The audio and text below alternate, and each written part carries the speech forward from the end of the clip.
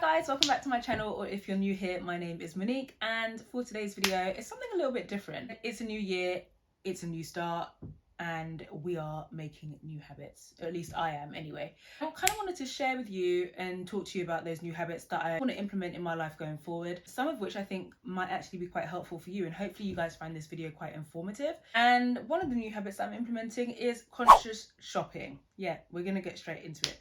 I kind of wanted to do today's video as a sit down video and just kind of give you some facts, ideas and things that might help you guys if you are also interested in getting down with conscious shopping too. So without further ado, let's get going. Okay, so what is conscious shopping? Conscious shopping is a way to reduce the effects of fast fashion.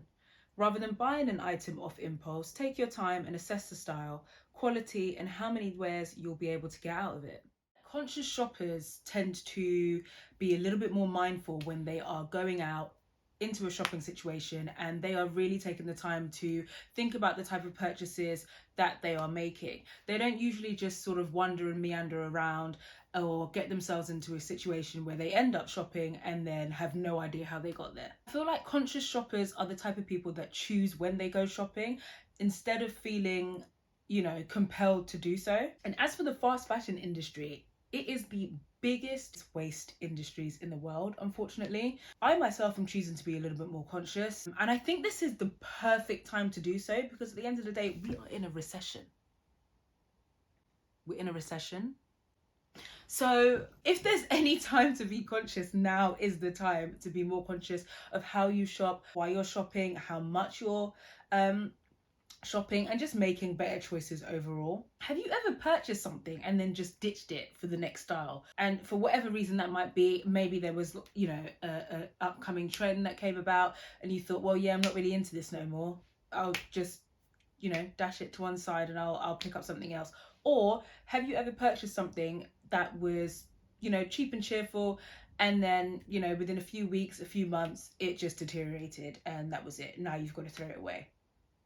I'm sure we're all guilty, and that is the effects of fast fashion. Things are quick, it's easy, it's, fastly produced. It's such a quick turnaround, and I feel like these kind of things, they're all trendy and they're all cool for the moment, but at the end of the day, all you end up with is tons and tons of clothes in your wardrobe, half of them that you probably don't really wear, or pieces that are just trendy instead of having a great solid core in your wardrobe that you can kind of mix and match from time to time. And the thing is, fashion doesn't always have to be fast. I feel like if you pay attention to the things that you choose and pick, you can really make a difference with your wardrobe. You can really start to curate a wardrobe of substance, something that is both sustainable and stylish at the same time. So here are some of the points and questions I like to think about and ask myself before I'm actually about to make a purchase, just to help myself be a little bit more conscious of shopping and make sure I'm not making a complete waste.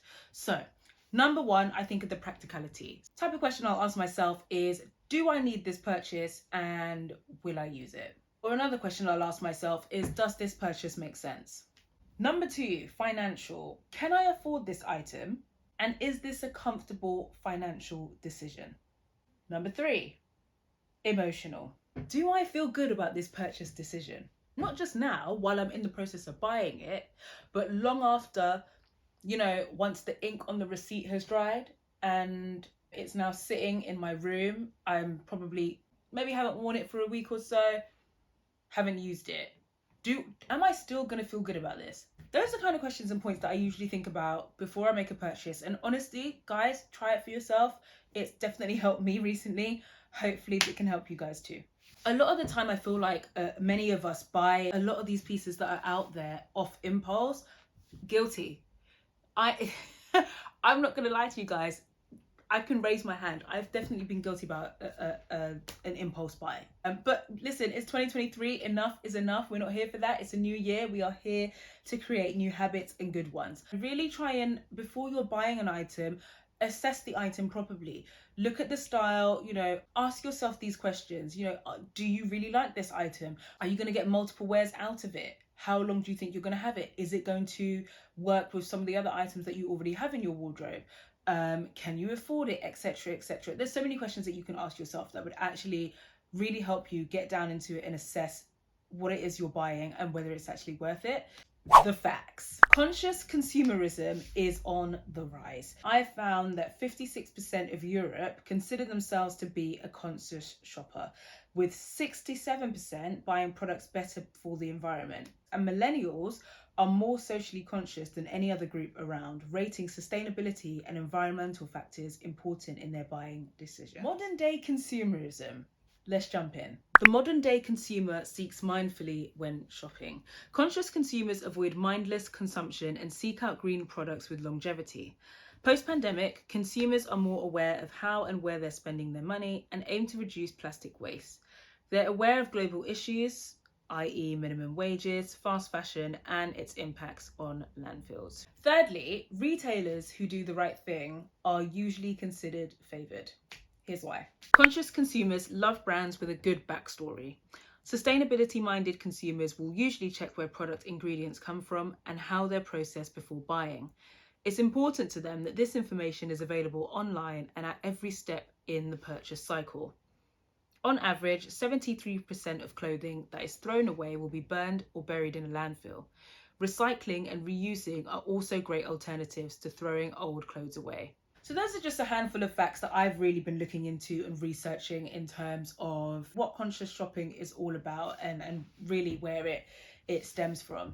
Recycling and reusing is really turning out to be such a great way of conscious shopping these days. And resale culture is another alternative that is really on the rise at the moment. You have so many different businesses. You have things like Depop, you have things like Vinted, which are a few brands where you can literally upload some of your items and sell them on to people, and that way it goes on to, you know, into someone else's wardrobe and it has another life there instead of it ended up in landfill. You have businesses and brands like I think it's called The Real, who make reselling your clothes such an easy task. And you also have more high-end options as well, such as Vestiaire, where you can upload your garments and do the same thing. So there's plenty of options, guys. There kind of isn't really an excuse. Another point that I found recently, and I don't know if you guys have found this as well, but the stigma that used to be around reselling clothes or going to vintage shops to buy clothes that have already been worn or used by others, I don't know, I feel like that's kind of jumped ship and left us and gone out the window. I feel like that's definitely a topic that people are much more interested in, and a lot more people are really getting into vintage shopping. It has been around for quite some time.